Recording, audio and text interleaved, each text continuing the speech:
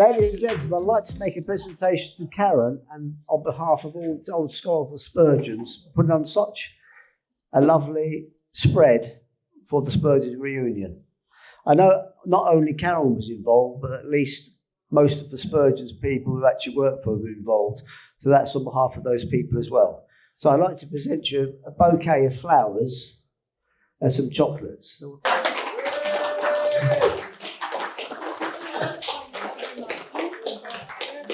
Yeah, this is an appreciation of everything done for us. We thought it was a fantastic do and a fantastic time. I surprised you, didn't I? Yeah. Right. Do you remember the call we made last year?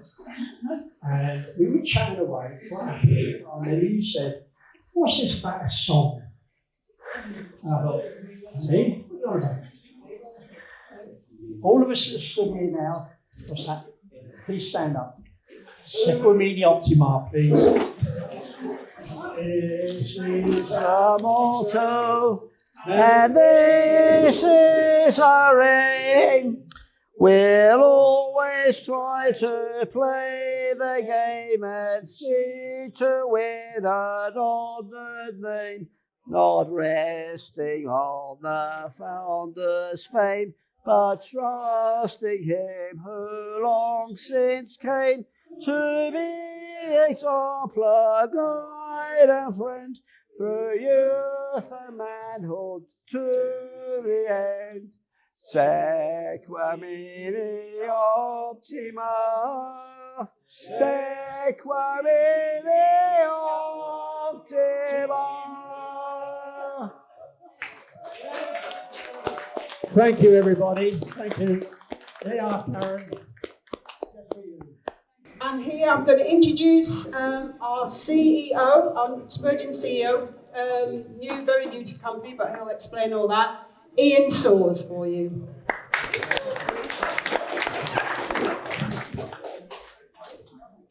Thank you, Karen, and thank you for your warm hospitality to me today. It's an honour to be with you all. I am projecting my voice very deliberately. Is that helpful, or am I just shouting at you? Helpful. Okay, I heard helpful, so I'm going to go with what? Okay, mic. The problem with having a microphone like this is, I feel like a comedian and I want to tell jokes.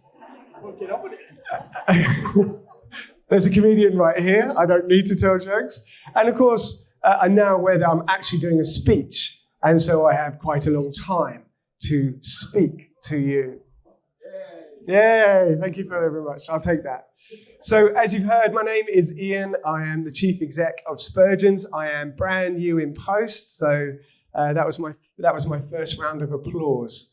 Deeply appreciated. I'll take that. I want to tell you a bit about where I'm from and in terms of my personal history, and also where I'm from in terms of my job, and then a little bit about Spurgeons today, and then a little bit about where we're headed. Is that okay with you guys? Is that all right? All right, okay. So a personal story from me. So I'm a city boy. I started my career trading Eurodollars in the money markets when I was about 19 years old. And I stayed in the city for most of my life. I graduated around a bit and ended up working for a big recruitment company called Hayes, where I became UK delivery director for their large contracts. Why do you care about this? Because I had an abusive childhood. And the reason I started work at the age of 19, I left home, I ran from home, I was sleeping rough in telephone boxes at 17, eating chips in a little bucket in a telephone box and trying to keep myself warm. I had a good dad, but a mum who's very sadly very hurting, and I know that many of you will recognise that story, and I couldn't live there anymore. It was very violent and very uncertain. And so I ran away from home and I dropped out of education. I went to university for a year. I couldn't make it. I had a lot of personal issues, and I dropped out totally, really, of the race of life in many ways. But God is good, and I met an amazing woman, and she began to restore me. She became my wife. We've been married 30 years. But if you like, my childhood never left me. It never left my memory. It never left my emotions. It never left my identity. I knew who I was. And I felt, if you like, that I had to hide that from the world from a very, very, very long time. I worked hard. I worked really hard. So my career was not based on education or privilege or background. It was based on the fact I just worked from the very bottom up to the top as many times as I could, over and over and over again.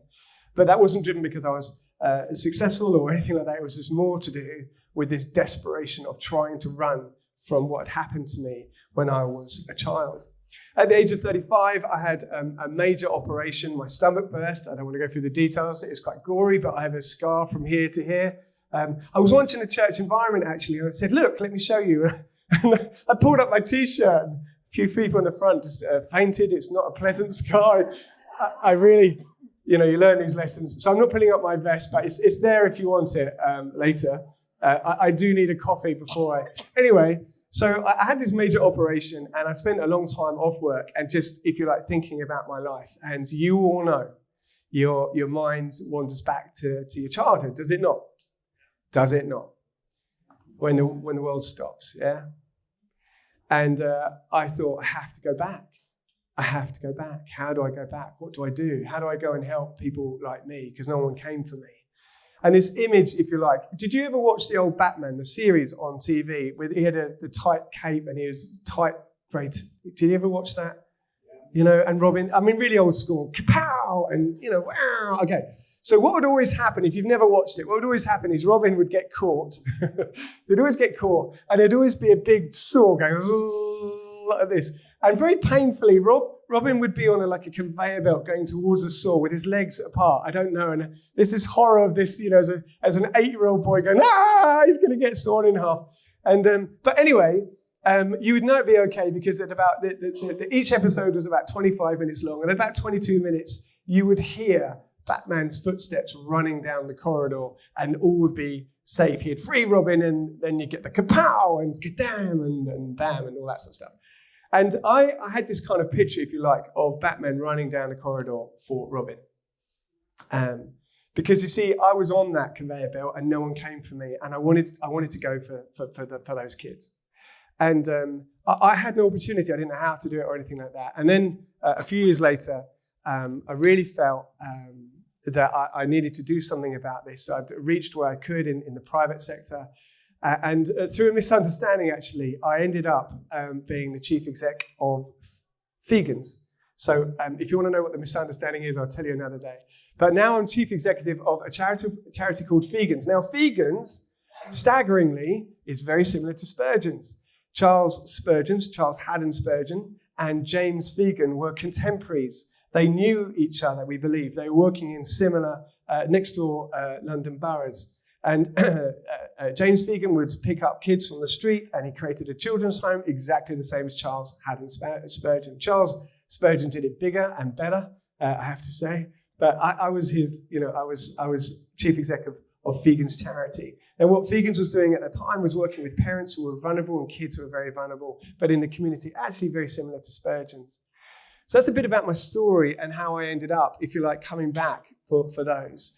What happened was about a year ago, Spurgeon's got acquired by Spurgeon's, and after 6 months, the trustees did a full recruitment process. I started as chief exec of Spurgeon's in January the 4th of this year. Why am I telling you this story?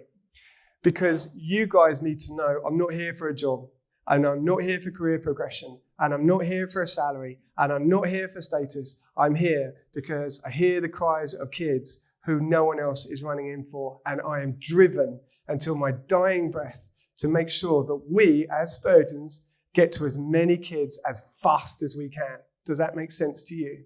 That drives me. That drives me.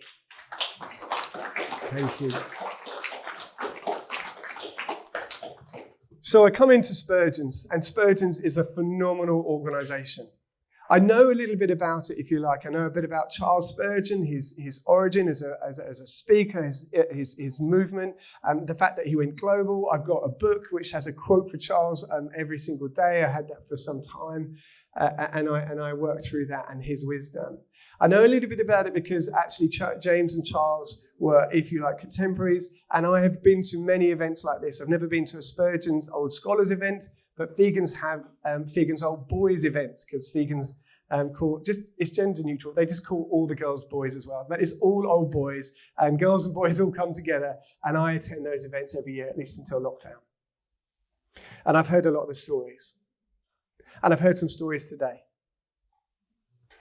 I'm telling you today that Spurgeons, the work we do is great. We run a lot of children's centres, we work in prisons, but we're going to do more than that. We are on a path of trying to reach more children as fast as we can. And so we're beginning to look at how we grow into more communities. How do we reach other children?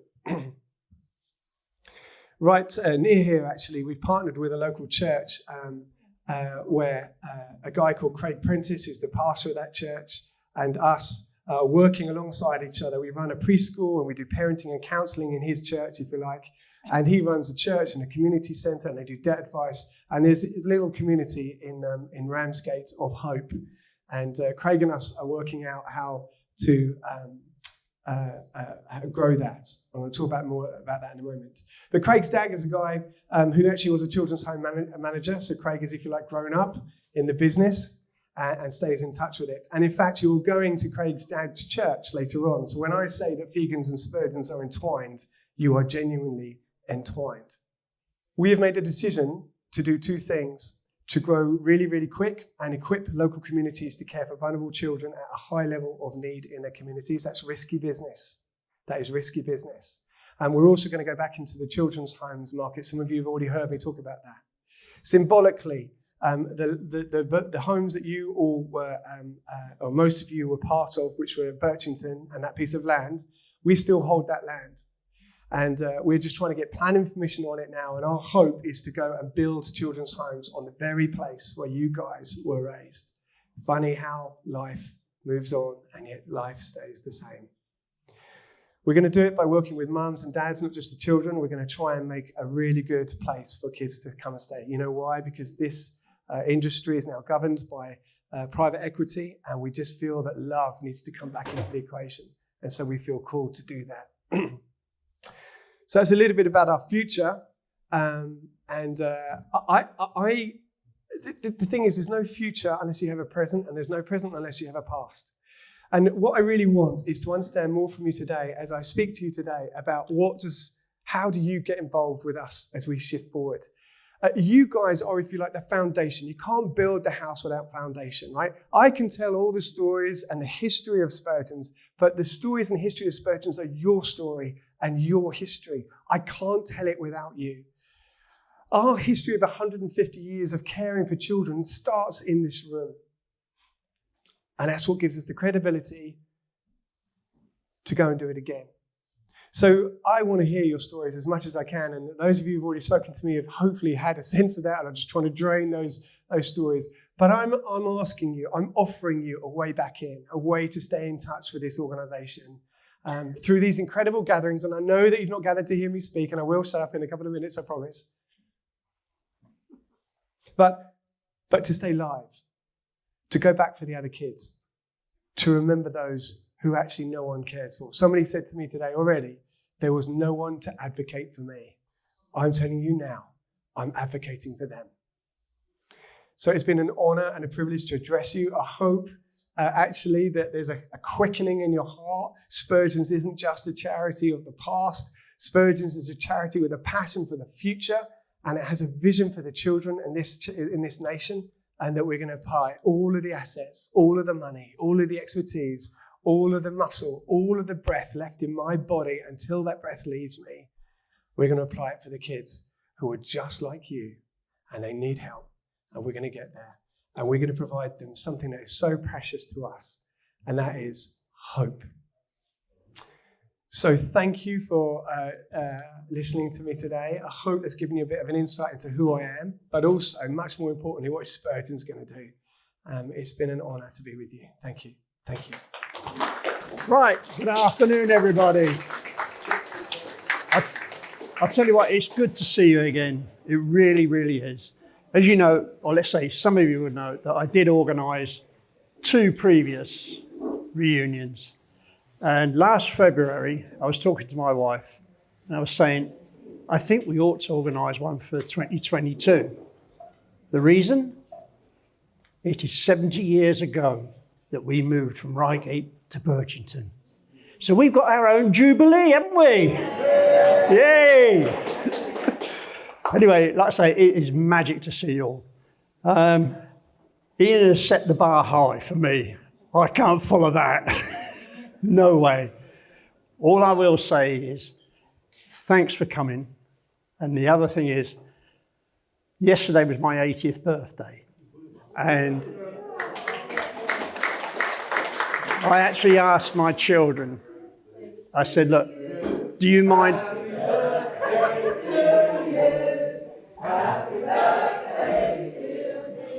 Weren't expecting that. Thanks a lot anyway. And like I say, I was talking to my children and I said, well, I hope you haven't got anything planned for my 80th. I want to go and spend it with my friends and my family. And you are my family, my early family. And I will always remember my times with all of you, and especially those that we haven't got now, you know, that have passed on. I do apologise for my voice. It keeps going. I had 2 major ops and they buggered up my vocal cords. And that's it. All I can say is enjoy today. I know you will. I know you did before. Just keep going. And as for Karen, where's Karen? Karen, I was going to do a surprise for you, but it looks as though the surprise for you is going to be done at the end. All right? I'm going to do a striptease. Take care, everybody. Thanks a lot. Greeting to you all. I want to share with you about my time spent at both Muller's and later at Spurgeons orphanages. I was abandoned by my mother when I was 4 years old.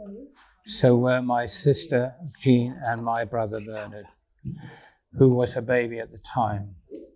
My father has informed my mother that he had another family, and my mother then took the last train from Scarborough station to Bristol, taking me and my brother and my sister with her. I remember some kind soldiers on the train who were returning from the war. That's World War II, by the way. When we arrived in the morning of Bristol, we were taken to Muller's orphanage and were examined by a nurse. The nurse notified my mother that we were all well, and my mother then quickly left. All the resident children were still asleep, and we were fed and given hot bread and milk. Most of you all mature ladies will understand that. We missed our father very much, but my mother had forbidden our father through the court to see or to visit us. This legal decision was based upon the fact that our father was not married to our mother. We spent a number of years at Muller's orphanage. When I was 9 years old, my mother returned to take us back to her present home. She treated me and my siblings with such repeated cruelty that I ran away. I went to the police and then the NSPCC, and the police immediately came to take us to Spurgeons orphanage. My brother and sister and I were so happy to be together with no more cruelty. At 15 years old, I left Spurgeons and joined the Royal Navy for only 8 months due to a spinal infection. I had to find a new home and found work at the Rapallo Hotel in London in Bayswater. I was given accommodation at the hotel that was small and unclean. When I was 16, I decided to trace my father. I found out that he was living in Blackpool, and the local police helped me to discover that he was a local businessman running a restaurant called Galleon and his second wife. I decided to go and see him, so I hitched it my way to Blackpool. When I arrived at the restaurant, my father was shocked to see me, and his daughter just looked like my sister Jean.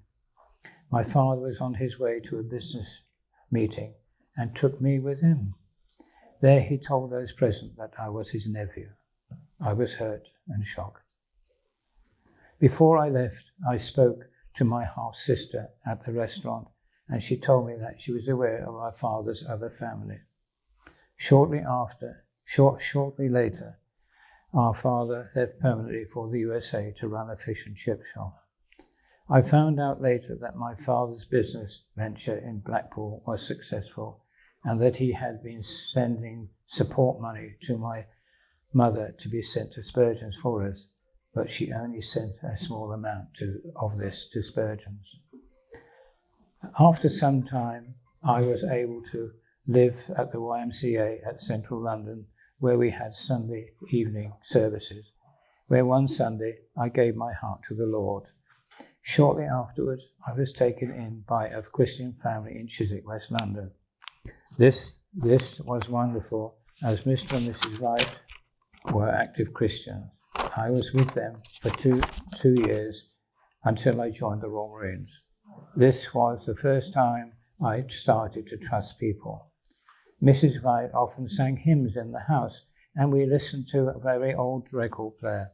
One song I especially remember which we sang together was "Because It Always Rains Before the Rainbow." At this point, I wanted to join the Royal Marines in my late teens, and after many tests, I succeeded. It was a dream come true. When I passed the training, I spent time in the Middle East in the wars of Aden and Radfan, and also in 1963 and 65, dealing with the East African mutinies. I was known in our Royal Marine Commander unit as Padre, as I was always carrying my Bible in my ammunition pack. I was able to, at times, to share my faith with fellow Royal Marines, and it was quite a faith journey. In the 1970s, I left the Royal Marines to go into banking, and that was quite an adjusting. In the 1990s, my life changed again when, after a banking career, I followed a Christian calling to volunteer at Cape Town City Mission amongst the worst treated children who were often found abandoned and dying in Cape Town. I will always remember dealing with young men in the worst gangs, often found near the mission. I used my sports coaching to get them out of such sinful actions and to stop them killing each other, the other local gangs. Twice I was ambushed by gangs when I was driving my car. I used my prayers and my Royal Marine Commando skills to keep me alive. After 6 years with the mission, during which I married my beloved wife Lisette. I've lost it now. I married my wife Lisette in Cape Town. We returned to London, to our own home in Chiswick, London. Of my memories, Spurgeon's homes were one of the most memorable, especially that of my housemaster, Mr. Willicombe, who led us to daily Bible reading and prayers. And I thank our dear Lord that I had great memories of both Spurgeons in Reigate and Birchington. Herewith ended. My name is Peter Shelshook, and I was taken to Spurgeons in 1958 and I left in 1966. I remember vividly when I was first brought to Spurgeons, because I travelled from the north of England, this is Bolton in Lancashire, with a stark contrast between Birchington and the north, because in the north it's a dark, sooty, dirty place where they've got sort of dark satanic mills, to quote Dickens, and the windows rattled and there was this constant pollution. You never saw the sun. All you saw is black smoke and dark clouds. And I remember vividly, I was put on the train. I wasn't sure where I was going because I was only about 6, with my mum and the lady called Mrs. Bokajuska. I think her husband came as well. And when we got to Birchington Station, I noticed immediately the sunshine and lovely warm weather and blue sky. I thought, this is very nice, and this is very nice. So the person who actually picked me up was Mr. Scarden in the school van. So they picked us up, took us to Spurgeons. We went in there, and my mum previously had bought me a box of Cadbury's milk trays. She says, when you go into Spurgeons and into your house, hand them out to the children. So, which I duly did, of course. They introduced me to everybody in the home. Of course, I handed out my chocolates. Within about 5 minutes, the whole lot had gone, you know. And then from then, you got stuck in the routine, you know, up about 6 o'clock-ish, do the housework, breakfast on the table, dinner tea, all made by the cook. And you'd see Dr. Bow every few months for a medical. And I think when I first started, Dr. Bow only just started there. And he said he's never seen so many fit, healthy children all his life. And he wanted to know how you managed to keep them so fit and healthy. So they showed him around the whole homes. It was just good food and air, sea air, and you know, exercise. So when I was there, I made lots of friends. It was like one big happy family there. You'd all play together after school, after you'd done your housework and had your tea, which is, I always thought that was highlighted of the day. You know, after tea, 4 o'clock, all go playing out on the playground. And have a whale of a time back home, or back to your home. You used to have supper provided for by the cook. You know, eat cheese on toast or sausages and orange squash or Ovaltine. Then you go to bed. Then the same routine, you'd be up in the morning. But while I was there, obviously everybody's in close proximity. You tend to know everybody. And your housemaster and parents and everybody else there, you get to know. You felt like one big happy family, you knew each other. So I stayed in Spurgeons till I was 15. Now, when you left, obviously they catered for you when you left. They made sure you found a decent job and somewhere to live. So I think Mr. McPherson said to me, he said, well, I think we'll find you a place in the Royal Air Force. But I never did find a place in the Royal Air Force because my auntie Anna decided to have me back home. The lady I call Auntie Anna, she's not my real Auntie Anna, she's Mrs. Bohajewski, who arranged me to go to the homes. And the reason why I stayed with her, because my mum has always been shipped around from room to room, because we didn't have a father. So she took pity on us and had us in her house. We stayed in her room right up until she left England and went to Australia. So without her, I don't think we'd be here or at Spurgeons. So when she went to Australia, I think I stayed in England, finished my apprenticeship at the watchmakers. And from then on, I just sort of drifted through life, several jobs, and as you do in life, you know. But the friends I made there were quite interesting.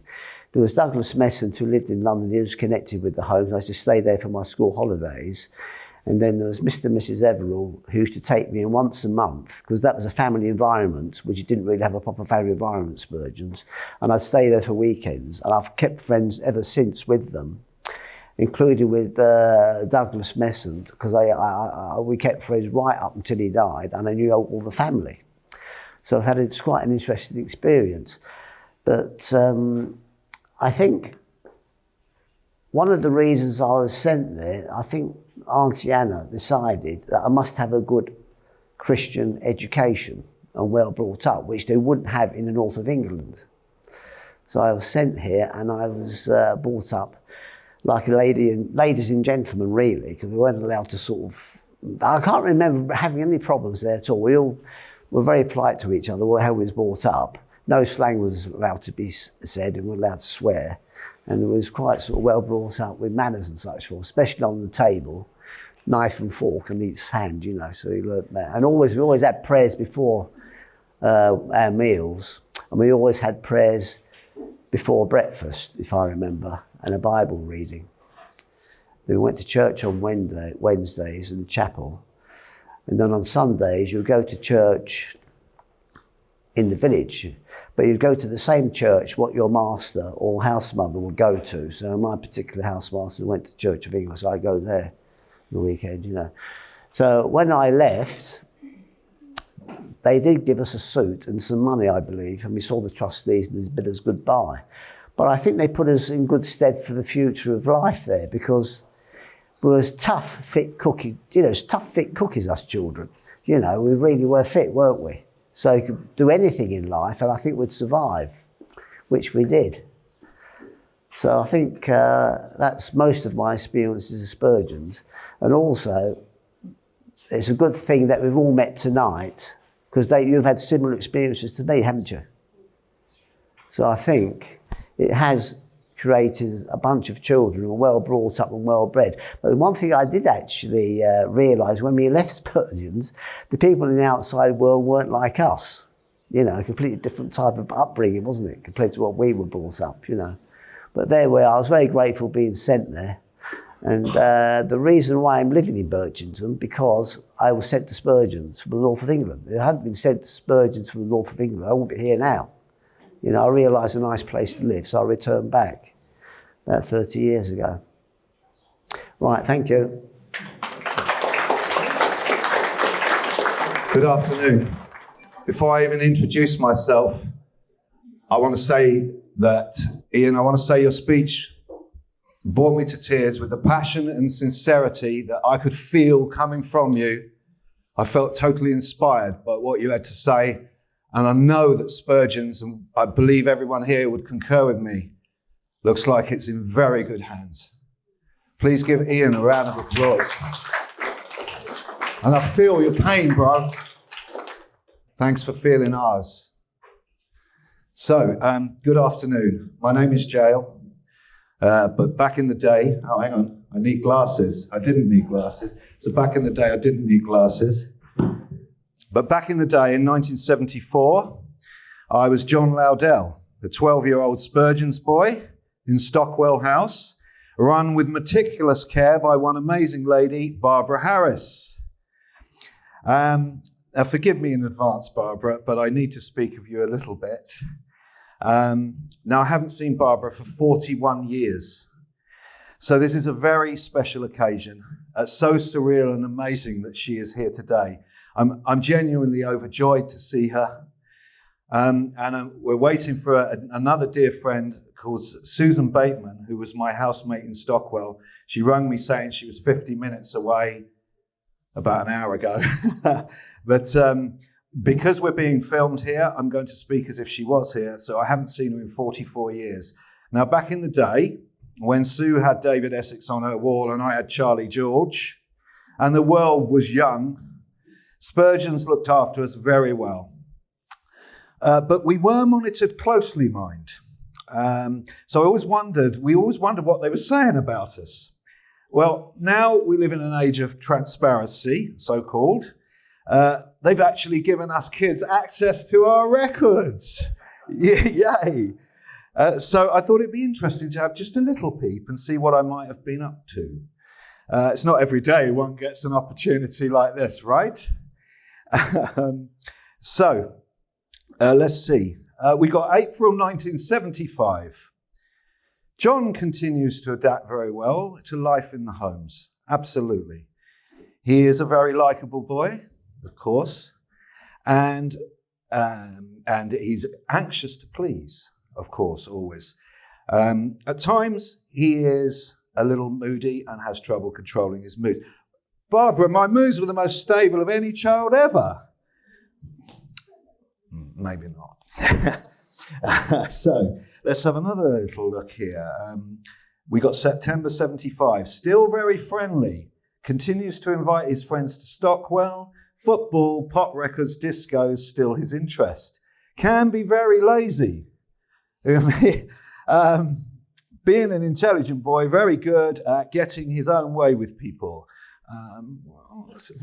Okay, so discos is still his main interest. Lazy, me, never. So we got April 76, and still a friendly and likable boy, still lazy. Sorry, Barbara. Does not offer much help. I'm very helpful these days, I promise you. He is a very interesting boy, and you can have a sensible conversation with you. Got some very good values. Absolutely, Barbara. Still got them now. So now, and the last bit says, he does at times act stupid, but I do not know if he's acting or not. So, Barbara, I know you've been waiting 46 years to hear this. I was acting. Sorry. So, one little last one of these, and I'll come to my point. 3rd of May, 76. Now, I'm nearly 14 by then, and it's the age of, sort of football hooligans and punk rock and this kind of thing. So everyone had a bit of an attitude. John was extremely rude to the house parent in front of another older boy. I'm ashamed of that. And because of this, he's been told he can't go to the disco on Saturday. He kept insisting he would go and that nothing would stop him. 8th of May, John went upstairs to his room, got himself ready and went to the disco. He did not return that evening. So Barbara, it's never too late for an apology. I'm sorry. Nevertheless, I did have a very good reason. There was a young lady waiting for me. But in all seriousness, let me clarify. I've been writing my memoirs of my childhood, and especially of my time in Spurgeons. And I'd like to read just a couple of extracts from this. My arrival in the homes. So it came to pass that I found myself arriving at Spurgeons Homes for Children, Birchington, one cool, crisp autumnal day. It was October the 30th, 1974. This is the night that Muhammad Ali became heavyweight champion of the world for the second time, when he knocked out George Foreman in the Rumble of the Jungle. Remember that? Jamaican singer Ken Booth had just had a hit #1 in the charts with his smooth classic Everything I Own. And Arsenal were joint bottom of the first division after 14 games. Crazy times, right? I was also pretty battered, to be honest. I'd spent the summer in a very tough council-run children's home with dangers on every corner. I arrived with a broken right wrist, heavily in plaster, more than a little traumatised. But I was reunited with my little brother and sister, so it was a great joy and relief. Now, Stockwell House was a mixture of children, aged between 6 and 16. I believe there were 10 of us in total, and I was the oldest boy. The first thing I noticed was how clean everything was. Barbara kept such a ship-shape house, and there was no messing with her regime. She was the most forthright with old school values, strict cleanliness, and a moral code that let the children know what was right and what was wrong.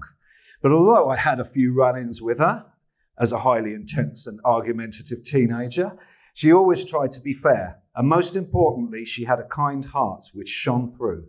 She had a great sense of humour too. And I'd not been used to a house like this, with polished floors so clean you could see your face in them. The light shone bright through the large windows, and Barbara would not tolerate one speck of dust to flitter about in those searching beams. The airing cupboard was full of warm, fresh linen with a sweet aroma of cleanliness I can still remember and detect in my nostrils to this very day. The food was of high quality, and for the first meal we had fish fingers and a lovely pudding. And as it was half term and my first night, I was allowed to stay up and watch the big fight. This was a great start for my relationship with my new auntie. She was from a long line of tough Valleys stock, so no doubt appreciated a good scrap herself. But most importantly, sorry, Barbara, but most importantly, that night, she knew she had a proper competitive-minded young boy in her care and was prepared to nurture this. Yeah, so I felt like I had an ally, and I felt like I had a friend, and I felt safe for the first time in a long time. I slept in a large room with my 2 younger brothers. Ali won the fight, of course, so we were all happy. The beds were immaculately made with crisp white sheets folded with envelope corners. To this day, I have always put cleanliness as one of the most important of virtues, as well as envelope corners. During my first week, Barbara asked me if I'd like to go to the kids' disco on Friday at the Birchington Village Centre. I'd never been to a disco before, and the idea was very exciting. She said that when I got home from school, she'd take me to the clothes shop to choose some new trousers, shirt, and some shoes for this special occasion. So I chose crepe shoes, all the rage in 74, a wide-collared white shirt with vintage cars on it, and some fashionable blue fares. I also purchased some Brute 33, so I'd smell great, like our very own heavyweight champ Henry Cooper, who was advertising it at the time as "splash it on all over." And I did. So on Friday, November the 8th, 74, after my first week in school, note the date, November the 8th, 1974, I attended my first disco with some of my friends, and I absolutely loved it. The 70s music and the lights, the buzzing atmosphere, and most of all, the girls dancing to the great songs of the time. Rock You Baby, George McRae, the Stylistics, Kool and the Gang, and of course, Rock the Boat, Hughes Corporation. Most of all, I love the great hit by Mud, Tiger Feet, for which we all had our own dedicated dance, and for which crepe shoes were invented. And I also learned early that one of the main objectives of the evening was to pluck up the courage to ask a girl to dance to a slow one, probably The Way We Were by Barbra Streisand, which was the biggest hit of that year. Remember that? Now that took a new level of bravado. But from then on, the disco would become the highlight of my week and my main social scene. It also is where those subtle interactions I learned between boys and girls, the nuances, the posturing, the shyness and awkwardness of youth, how to dance, what to say and what not to say, and of course those first innocent little kisses.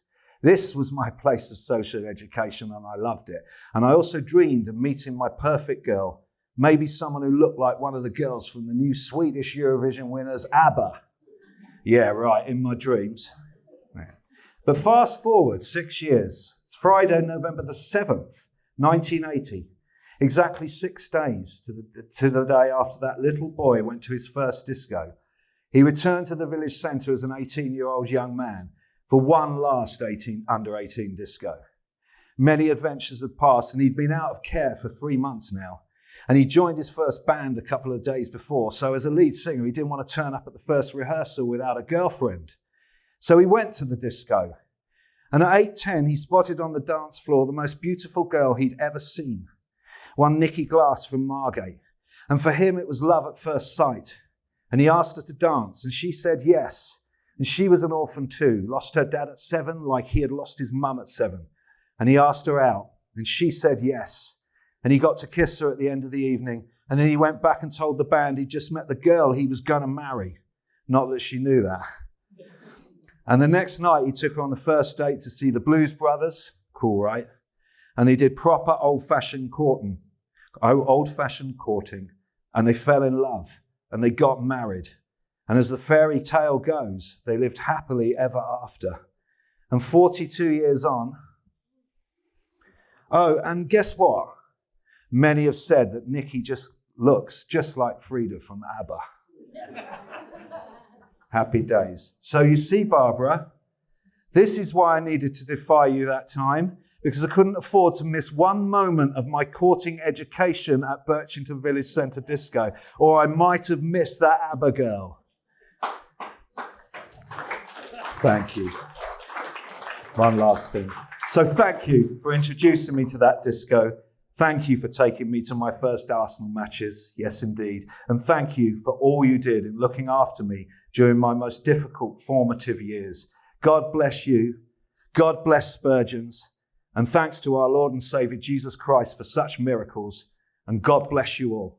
Thank you. Thank you. My name is Denise Tromans, but I was Denise Moyles as a child.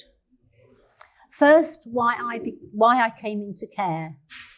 I came into care because my mother suffered from mental illness after having 3 children.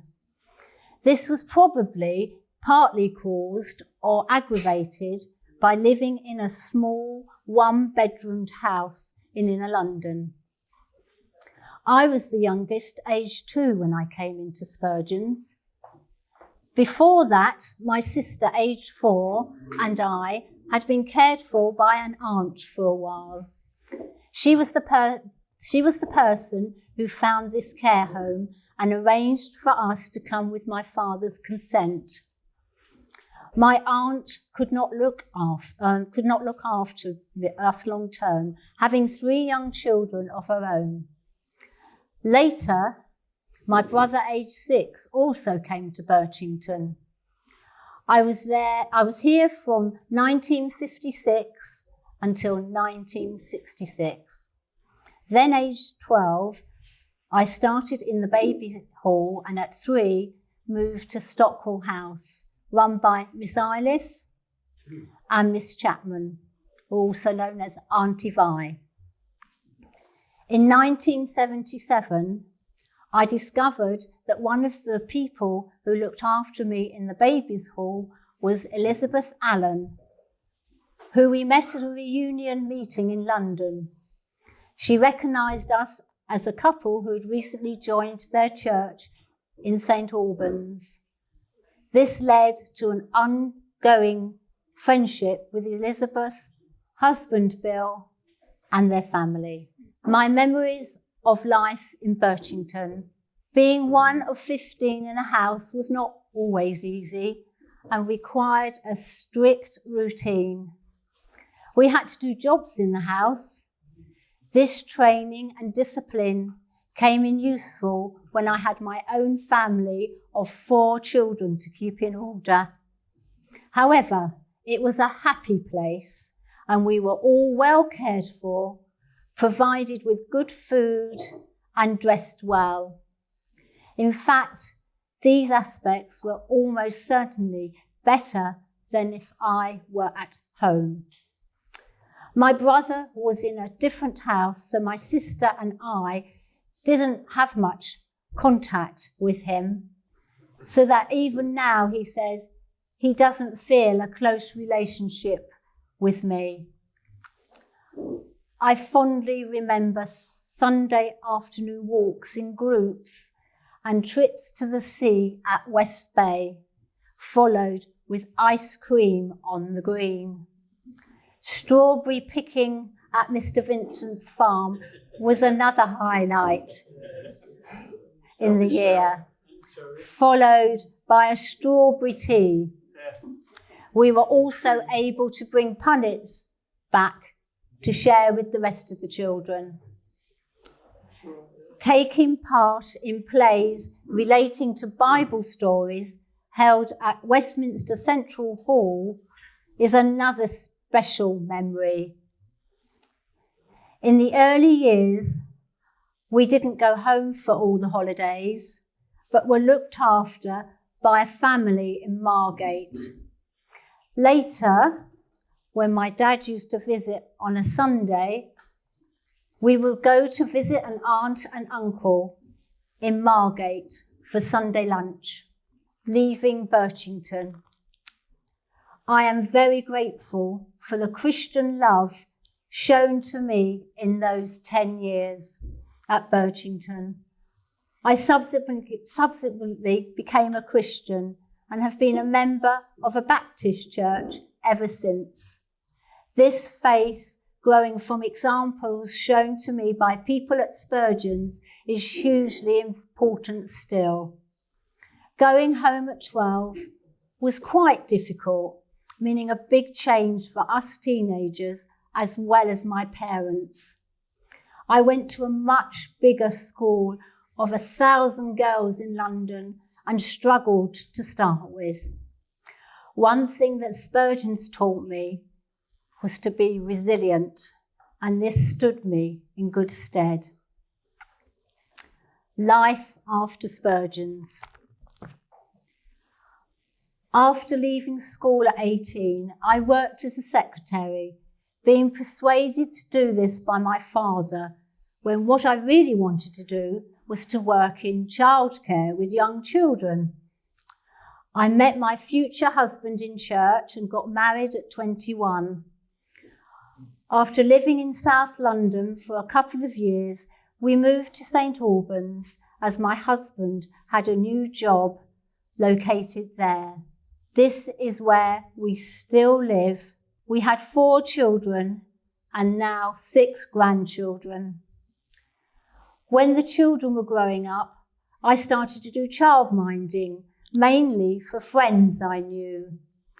When the children were growing up, and also helping at the church playgroup. Once the children were grown up, I got a job at the local primary school, which our own children had attended, as a teaching assistant in the reception class. I later qualified as an early years practitioner So finally, I was doing the job I had always wanted to do and only retired from it 3 years ago. To summarise, being in care is clearly not as good as the ideal childhood spent in a normal family, but life at Spurgeons was certainly the next best thing. In 2007, I was able to obtain my records, which gave a good insight into the circumstances my parents faced, and more about my time in the homes seen from a different perspective. I never really felt bitter towards my parents for having to send me away from home. In the last 10 years of her life, following the death of my father, I built up a good, close relationship with my mother, who was genuinely sorry for the way her life had worked out. I remain very grateful for all that Spurgeons did for me, and I feel I am one of the lucky ones who has enjoyed a good life. Right, my name's Val. I'm Val Chivers, but it was Valerie Throssell. And when I was 16, my mum found an advert in one of the Christian magazines to say that they needed an assistant nursery nurse at Spurgeon's Children's Home. Well, I was rather young, and we live in Hitchin in Hertfordshire, so moving to Birchington was quite a wrench because I'd never been away from home before. So when I got to Birchington Hall in 1959, I didn't know quite what to expect. But it was actually one of the seven very happy years of my life. Our matron in the hall was Miss Potter, and we were split into 4 family groups. So 2 of us had a family group of 8 children. We also had a tiny baby unit and tweenie group, which was when they went from where they'd been weaned off the bottle to about 18 months, and then they moved up to the family groups. It was always very, very happy time. The children were always happy. When we had our Christmases off, I used to take one of the children home with me, give them a little bit of extra love and care.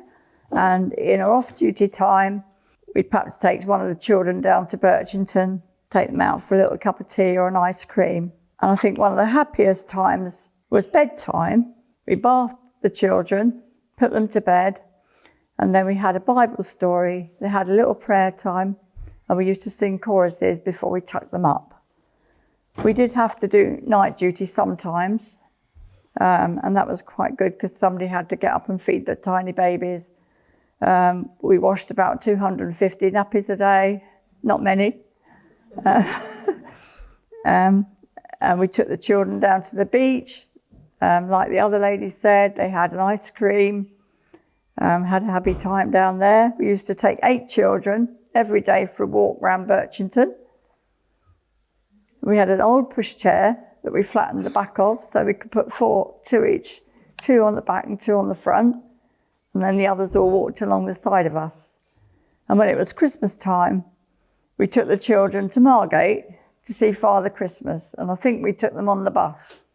So that was fun as well.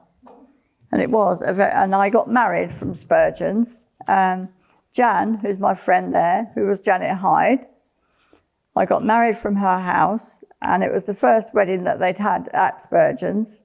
So I had one little girl called Sandra Allardyce as my bridesmaid, and a little boy called Kevin as my page boy. And we had our reception and the service at Birchington Baptist Church. And all the older children came and they did the waitressing at the reception. And that was my story of working at Spurgeons. Hi there, my name's Wally.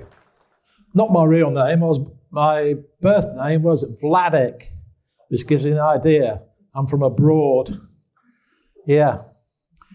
When I think of, 1 minute. I was in Spurgeons from 1960 to 65.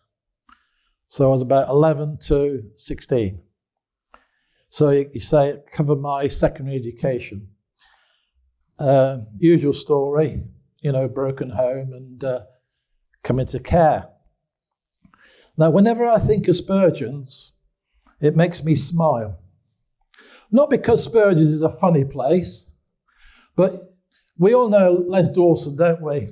A comedian from yesteryear. And some of his favourite jokes were mother-in-law jokes, Well, this isn't a mother-in-law joke, but it's a question. What's the difference between in-laws and outlaws, apart from the spelling? Well, you all know, don't you? Outlaws are wanted. No, the thing is that when I got to Spurgeons, I felt wanted. I was loved. I was cared for. And that made a difference. Love makes a difference. Before I tell you a bit more about my time at Spurgeons, about 2 years ago, I was at a funeral. I've been to quite a few funerals of different friends and people that we knew. And what gets me, I don't know about you, is you find things about people that you've known for years and you never knew things about them. And you think, how come I've known this person, spent time, had meals, drank cups of tea and coffee and everything, and gone for walks, and they never told me about that side of their life? What is so secret about something that's so innocent as whatever it was that intrigued you when you found out when they died? So my appeal is to every one of you, you've got interesting stories. For the benefit of Spurgeons or for your family or your friends, please record it, because when you pass away, your memories pass away, and people will never know what you was really good at and what was your interest and what was special about you, because we're all special. Anyway, straight back onto my story now. Now, as you know, tomorrow is, what is it? Father's Day. Do you know, I've had at least 2 fathers that I know that you also have had 2 fathers. Sorry, thanks, Mark. 2 fathers. The first one was a father that you've been when you was a baby, the one who your mother and father gave you life. And they were great. They cared for you, loved you, washed you, fed you. My dad's name was Alex. And my memory of him is, because of his background, he didn't come from England, he came from the Ukraine. And he taught me the Ukrainian language and their way of life. And my sister, Maria, over there, knows a bit of Ukrainian. Helen's learning it because she came along later. And the thing is, I'm thankful to my first father for that. Like I'm sure you're thankful to your fathers, your first fathers, for that. But no, the next father that I believe most of you would have had, who went through Spurgeons, was your second father. Yeah? Like a foster father or a stepdad. One who temporarily cared for you when you was in the care of Spurgeons. And I happen to be fortunate, not lucky, fortunate, to have Fred. What a name. So ordinary, isn't it? Fred. But he was anything but ordinary. He was extraordinary. Fred, his son raised there, as Ray knows so well, Fred never let anything get him down or let him defeat him. Although he lost part of his leg, although he lost part of his leg in the Second World War, he didn't think anything about walking 50 miles every year from Margate to Maidstone. Not only that, whenever there was anything that needed doing in the chapel, like cleaning, or at the church behind this hall with the garden, or fundraising like the Fates, who would be the first to volunteer? Fred and his troops of boys. Yeah. Peter Shelchuk was one of them. He knows it so well. I believe that's why he's got a lovely garden and a lovely, well-kept home. He did his apprenticeship in housekeeping with Fred. And the one thing I remember about Fred as my foster dad or stepdad was that he accepted me, warts and all, and he helped me to grow up, and he taught me some good skills. Particularly, the one he showed me was, it's better to give than to receive. I mean, of course, the Bible puts it differently. It says it's more blessed to give than to receive. But he proved it. Fred got a lot more out of giving than receiving. Is that right, Ray? Yeah, they are. And some of you who know Fred know this was the kind of man he was. And I don't think his influence has gone.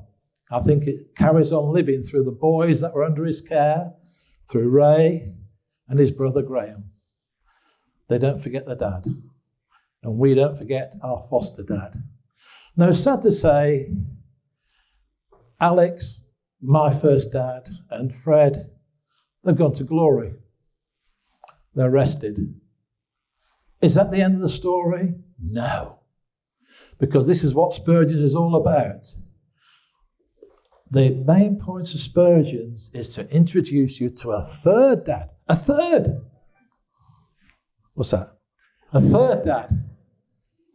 Yeah. His name is Abba, Jewish for daddy. Jesus was related to him. It's God himself. And at Spurgeons, I learned about God.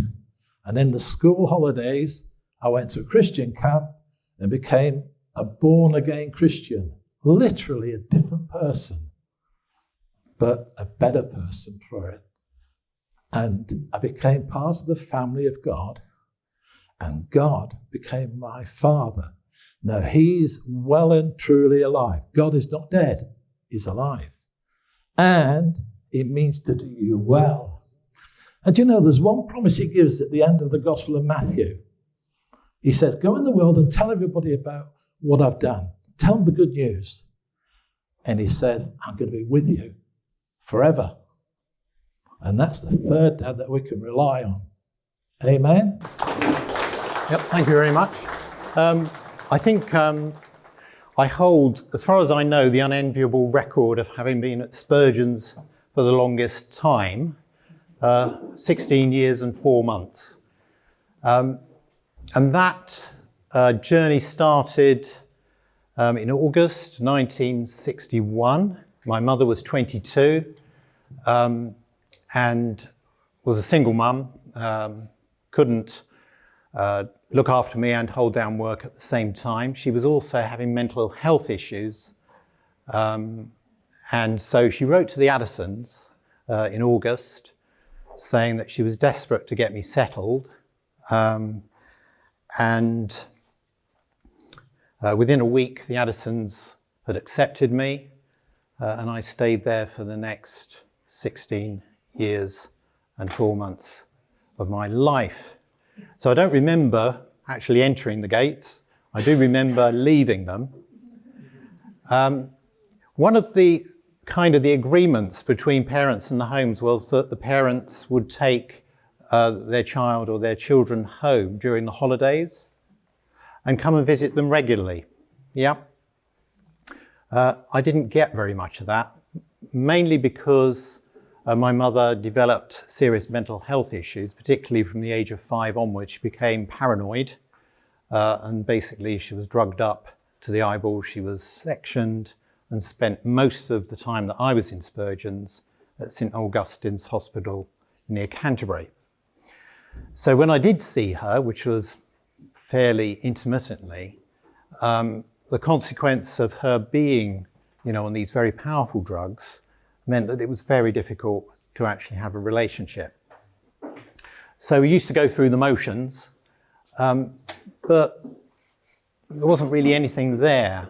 and actually I only ever went on holiday with her and my great uncle once for a period of 1 week. So that was one part of it. My dad, I didn't know where he was at the time. I found out later on when I was in my teens that actually he was Swiss. And I finally met him for the first time when I was 31.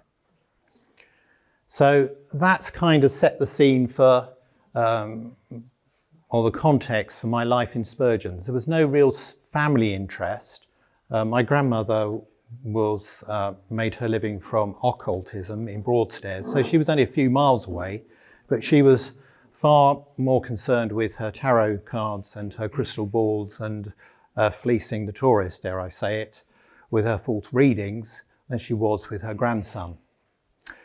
And so those years, those early years, were, I suppose my best memories are of Miss Potter, who, you know, had twinkling eyes.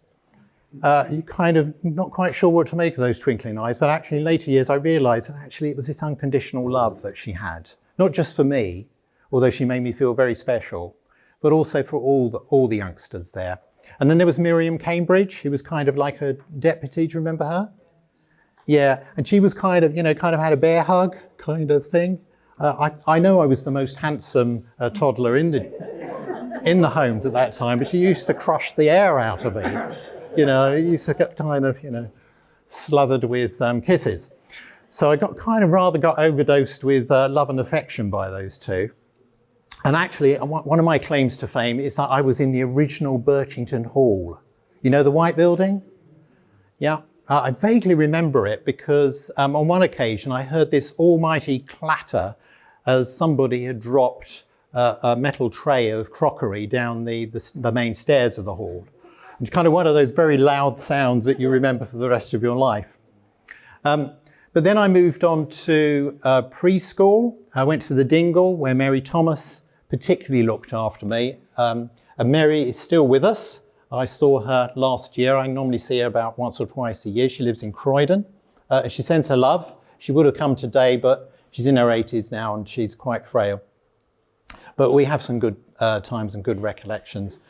Again, very positive memories of being in the Dingle until I was 8.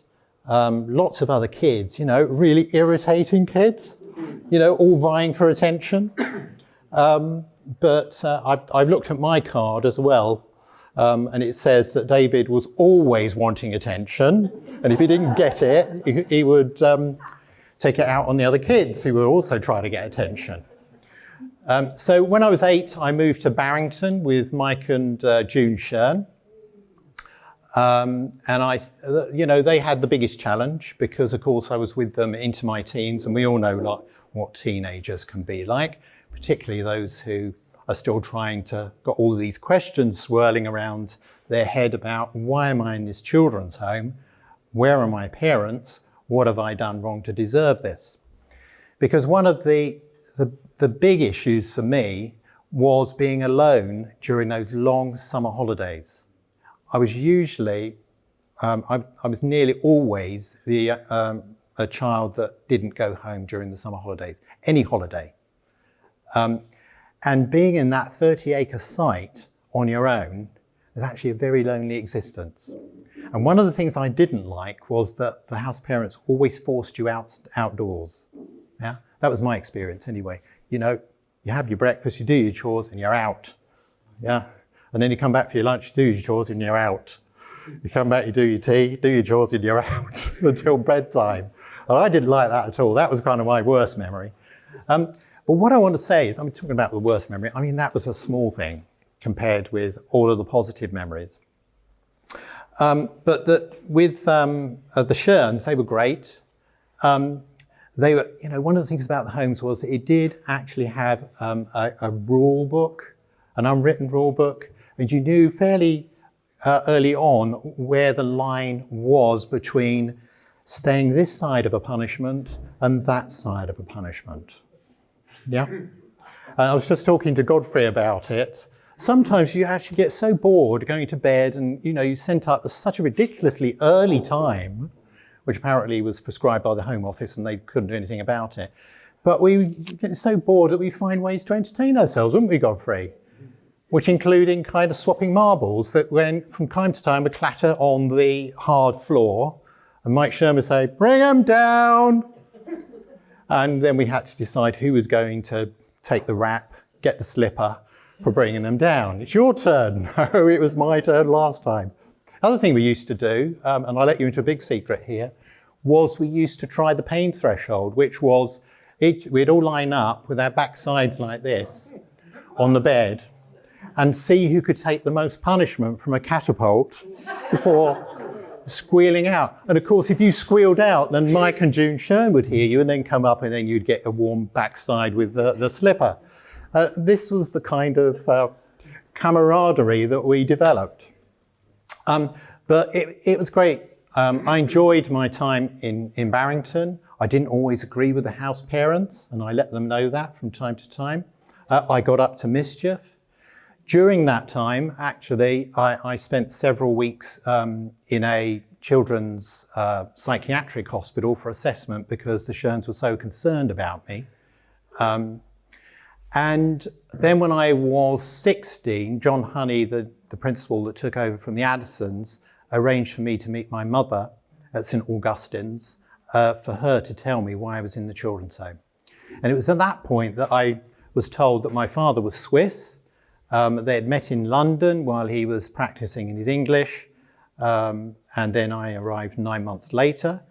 That she had gone back to Switzerland when I was about 12 months old with me to try and persuade him and his parents to marry me, but he wouldn't have anything of it. And so she came back, wrote a letter to the Addisons, and I went to Spurgeons. So at least that started to answer some questions that I had, but it actually just produced some more questions, like where is he now?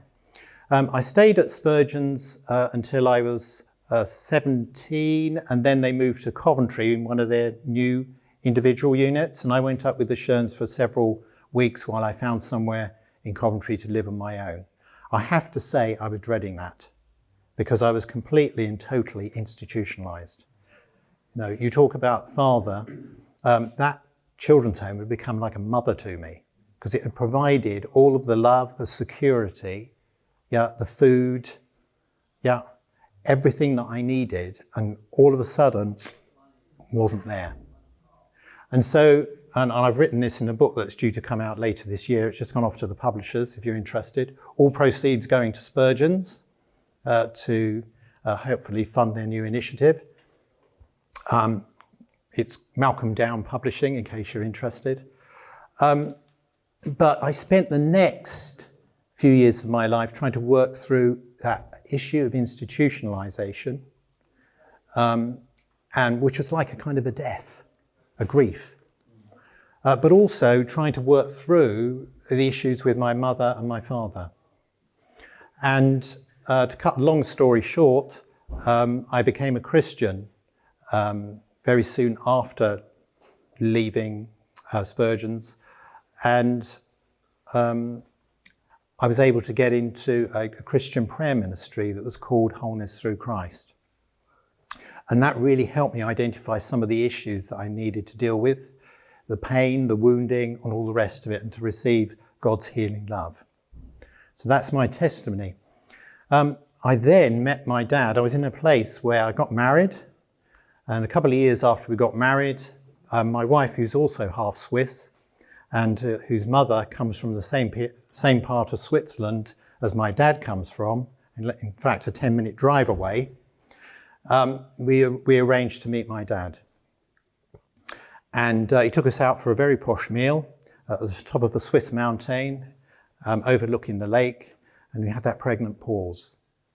I'm not going to tell you what happened because I want you to read the book. That's a very good point. I thought so. Yeah. But all I can say is we then, the rest is history, as they say. All I want to say is this. One of the things I make early on in the book is this. What Spurgeons provided me with was safety. If my mother, who had actually been in the homes before me as a child, had not put me in Spurgeons, I would not have been safe. I would have been in a council-run hellhole. And we know about the paedophiles and the abuse stories that are coming out now. Yep. So I'm grateful, so grateful for the people who sacrificed to look after us and the generations before them, and the vision that God gave Charles Haddon Spurgeon to start it off in the first place. Because I think we have all benefited from that. So thank you very much. Name of the book, for those of you who are interested, very simple title, 16 Years in Care. I was going to call it 16 Years in Care and a Memoir of Hope, but my wife said, no, that's too long. But I always do what I'm told. Hello everybody, my name is James Green, better known for those that knew me in the homes as that boy Jimmy Green, which was I was always in trouble.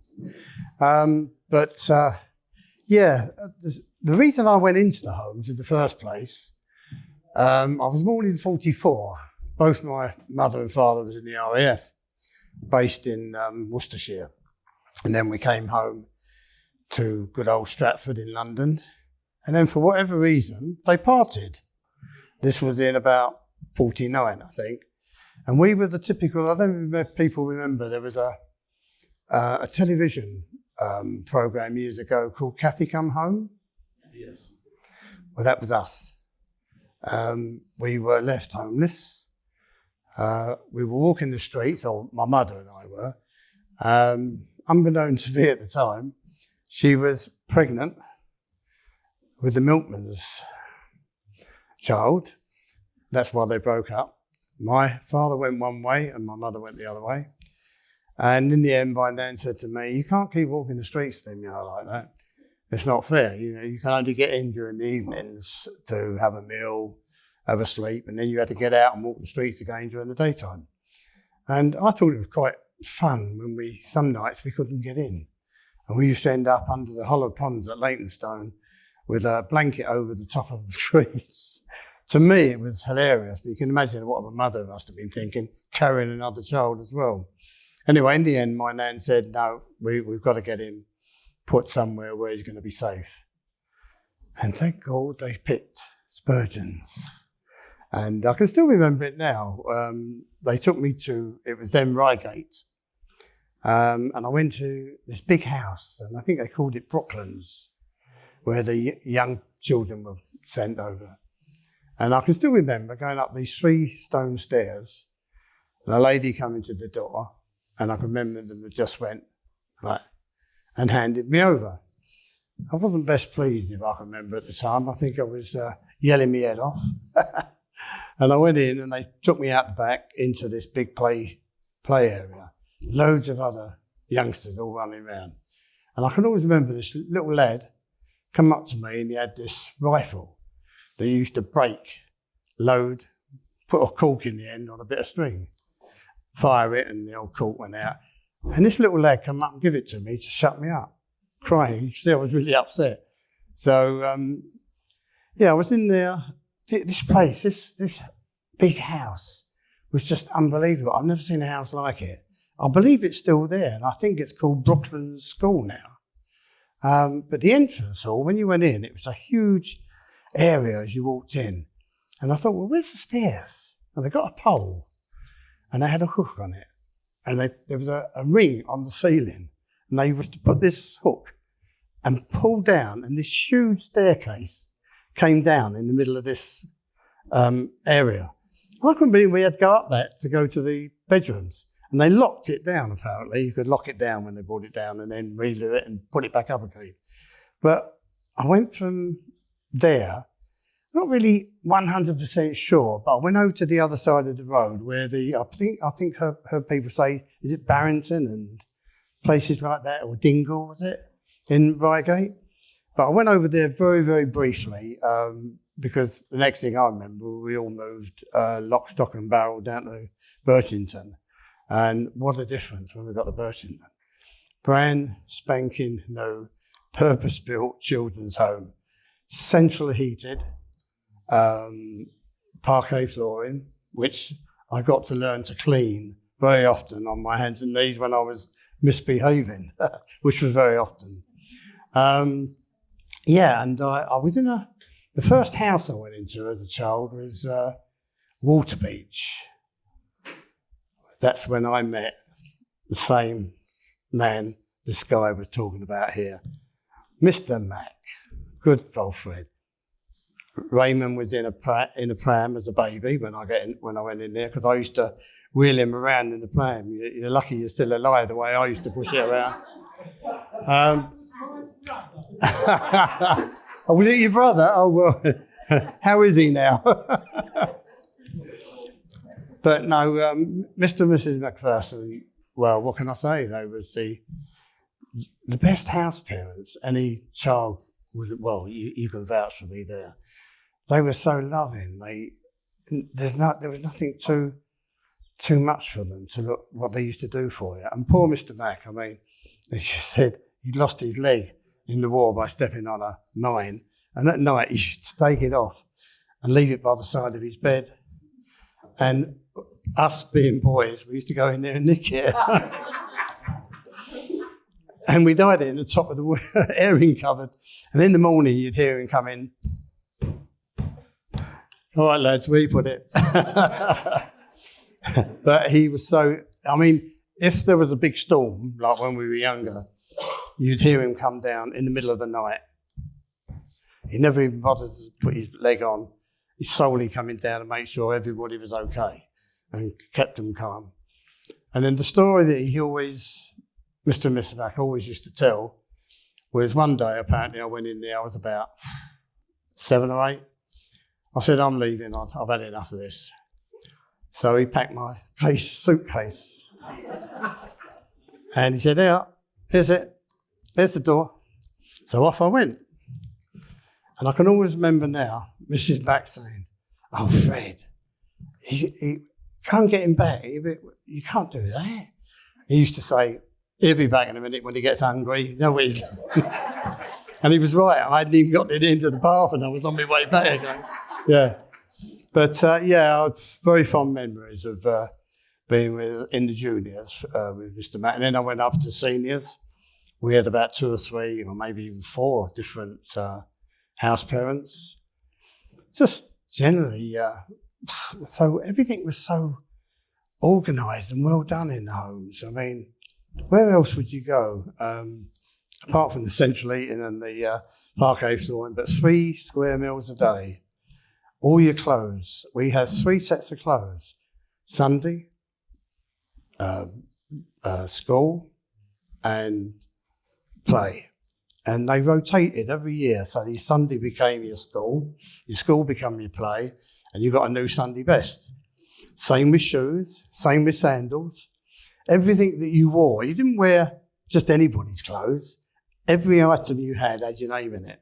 So you only ever wore it was always laundered every so many couple of weeks or so. And yeah, and I thought everything about it. I thought, well, I'm so lucky. When I see my mother, bless her, she went on to have 7 other kids with the milkman. But then when I look and see what sort of upbringing they had, I was better off. Where I was so much better off than they were. And I was lucky actually in the homes because I was really mad on sport. Still am. Up the Hammers, who was the Arsenal supporter here? No, I've always played a lot of football. When I was in the homes, I used to not only play football for Spurgeons, I also played football for King Athelbert's school just down the road. And then I was fortunate enough to be sent for a trial for East Kent boys, and I got picked as their centre forward. And I played 3 matches for them at Margate Athletics ground in Harsdown Road in Margate, and people had to pay to come and see us play. I had to sell the tickets, £6 for £6 for kids and a shilling for adults. Yeah, that was basically my life in the homes. So well looked after. When I left, as the chappie said, you got a full kit of clothes, suitcase full of a suit. You had a sports jacket in those days and strides, everything you'd want to set you up for the day. The only sad thing when I was in the homes was all the time I was in the homes, my nan was my guardian and she did everything. I went back to her all the school holidays. She sent me comics, wrote to me, and I thought I'm going to pay her back when I leave here at 15. She died 2 months before I left the homes. So they sent all the papers to my mother then, who obviously thought I was old enough to go home and go to work. But I can assure you I didn't stay there very long. It was about 6 months and I was on my bike getting my own bed sit and I got on with life. And I did quite well, really. I was quite pleased with the way things went. I left in the Christmas of 59 and in 60, January, I started working as in the stockbrokers in the sea, only as a messenger, nothing fancy. And I did that for about 2 years. Then I went on to tried for chartered accountants. I liked it. I loved the figures. Always got figures up here. Even my grandchildren still ask me now if they've got any dodgy maths. Go to Granddad, he'll tell you. And but no, couldn't get on with being collar and tie all the time. It wasn't me. I liked the outdoor life. So I joined the buses. I went on the buses when I was 18 and a half. That was in 1963. And I ended up 30 years as a London bus driver, which was good fun. I could write a book. I'd like to write a book on the times in Spurgeons, but somebody said you should write 2 books, the one with the buses as well. But yeah, and I went on, I got married. I've had 2 lovely daughters who brought me down here today. Unfortunately, I've had 3 wives. People say 3 wives. I said, well, change is as good as the rest, isn't it? But no, it's just one of those things. I think I'm not the only one. I think there's plenty more people who've been married more than once.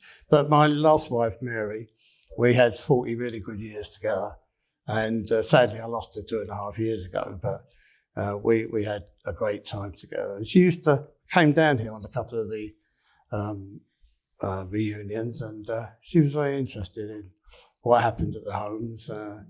And she said, yeah, I think the homes, she said, definitely made you the man you are today. And I said, yeah, I think you're right. Well, I know I'm right. I don't think I'd have been anywhere near like I am now. I give, I'm a giver, like you were saying, never take. And I'm kind, well, very kind. I couldn't be unkind to anybody. So I think Spurgeons definitely made me the man I am today. Yeah, great. Yeah, nice to see you all. Thank you very much.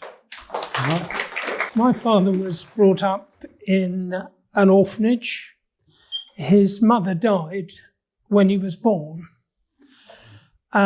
He was quite badly treated while he was in the orphanage, and he had the opportunity to sign up for the war, and he did so when he was a little older. I won't go through all the bits and pieces because he never said much about it. He signed up for the Second World War. That began a tale because, as you've heard, he lost his leg below the knee. But when he came to retire from Spurgeons in 1973, Peter Johnson, who was then the secretary there, said, I need your birth certificate. So he wrote off for his birth certificate, and it came back, and he found he was 2 years younger than he actually said, because when he signed up, he told a lie about his age. So he finished, my mother was 60, and they both finished at Spurgeons in 73.